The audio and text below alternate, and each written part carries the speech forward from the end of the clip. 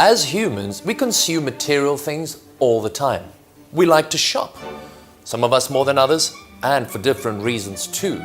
Now, whether it's to keep up with the Joneses, get something essential to our survival, the newest Fitbit OBS, or spoil our spouts with something a little sneaky.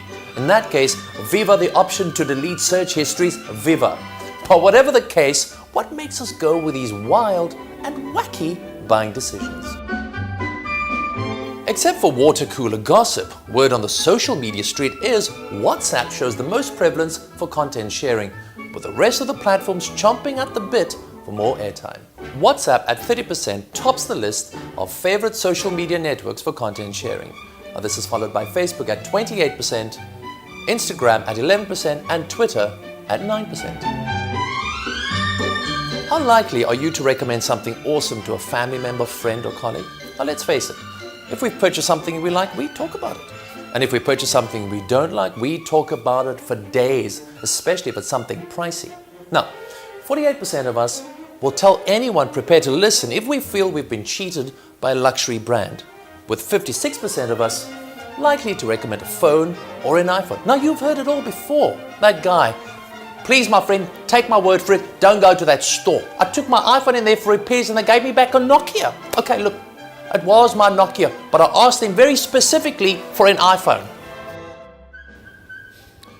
What are the main sources of information you use before making a purchase? Come on guys, we all know. News travels fastest when two tinies are catering in the kitchen or soccer moms are skinnering in the parking lot.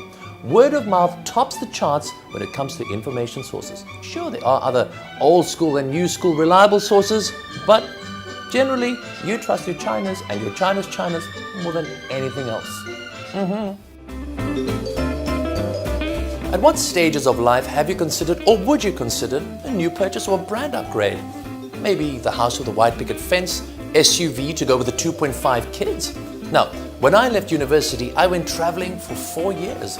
Then I got married and had kids, and quite frankly, I felt like traveling for 4 years again. But I couldn't because I had a wife and kids.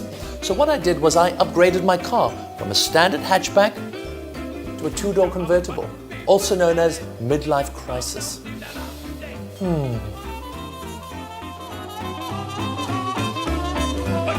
In which months of the year are you most likely to search for information before splurging on things you don't need? Depends how badly you've messed up. Forgot a birthday, anniversary, a Mother's Day? But listen, once the dust has settled on those faux pas, the festive season pulls the strings on luxury items. Ho, ho, ho!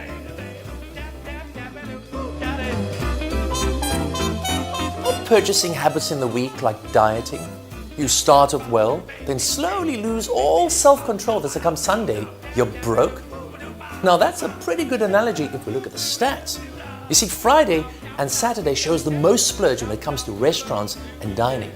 So look, if you have spent too much over the weekend, just start the diet again on the Monday. Simple as that. Sluggish after lunch and mucking around online? Well, a family-sized pizza and a Coke will do that to you. Now, at which time of the day are you most likely to search for information before making a purchase decision? Now, if you're making buying decisions between 12 and 6 a.m., you're probably being lured into a duty-free sale on an international flight somewhere, hence the jet lag and need for more sleep. It would seem the rest of us might need some retail therapy, dinner, and a few drinks after a long day in the office. Check that 5 p.m. spike. So, what did you learn, you smart marketing and brand peeps? If you want to influence people, get to their homes, their peeps, their chinas, and if you have to, get to their mothers. In our tech-fueled world, word of mouth and personal engagements continue to drive brand love and hate now more than ever. Having said that, market smart. Debbie doesn't want to know about your pizza special on Monday when she's trying the no carbs thing again. Of course, unless it's coming with a banting base. Tempt her with sugary goodness on Friday. Sell me things when it makes sense. A holiday when I've just had a baby, not unless you're coming along as a night nurse. Of course I want to have a smart car once I left school, but can I afford it? Speak to me again once I've had that promotion. Now that's smart thinking right there. Smart brands communicates with their customers on their terms. It's a relationship, and if you know what makes them tick, they'll tick your sales boxes. Bye.